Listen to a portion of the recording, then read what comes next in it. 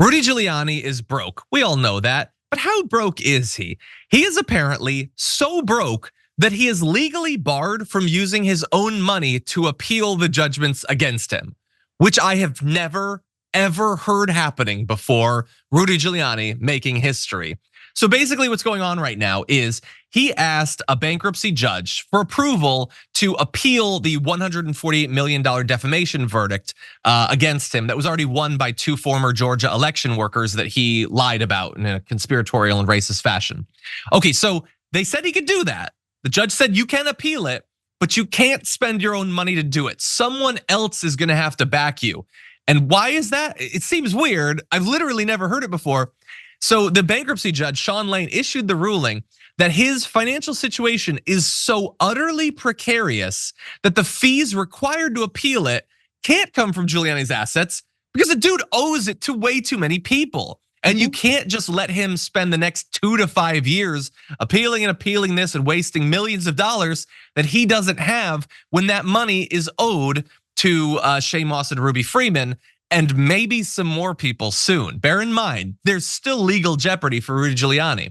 So they listed some of his creditors, the people that he owes. That includes Hunter Biden, or who he might potentially owe in some of these cases.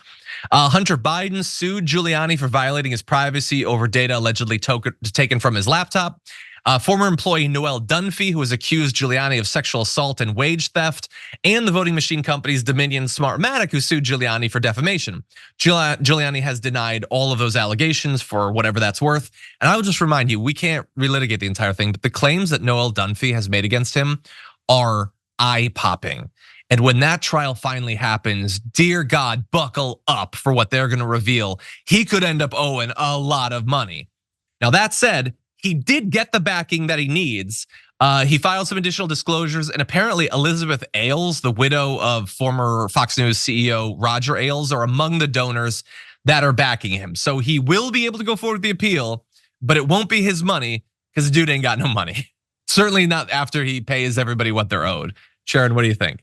I mean, I'm not a judge, I'm not legally trained in any way, but this made perfect sense to me when I read it, because if your money's gonna be blown to pieces, what's left of it, why would you give it to the people who took you down, even though they're the rightful owners of it? You would just blow it on these appeals or whatever else, hair dye. And so that's what the judge is saying. You're not gonna touch this pot because the pot doesn't really belong to you. We can make a reasonable inference there.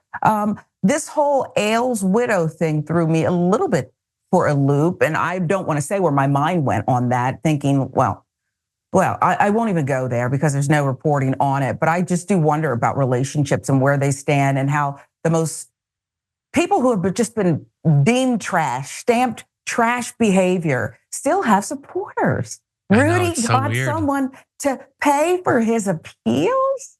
Come on. Maybe she's just a big fan of his performance in Borat 2. I don't know. Like, it was a funny movie and he had a really important part. Award-winning. But anyway, as of right now, his bankruptcy filing placed his debt between $100 and $500 million. His assets, $10.6 million, which is not nearly as much as he needs, but far more than he deserves. I'll put it that way. And bear in mind, when I said that I've never heard of this happening before, it's not like nothing like this ever happens. After all, reminder, Donald Trump, who owes like $500 million to E. Jean Carroll and from the civil fraud lawsuit, he is allowed to appeal it, but the money is still gonna have to be set aside. He can't appeal and then use that money. So they have a version of it. Donald Trump just apparently has more liquid assets available than Rudy Giuliani, which nobody is surprised by.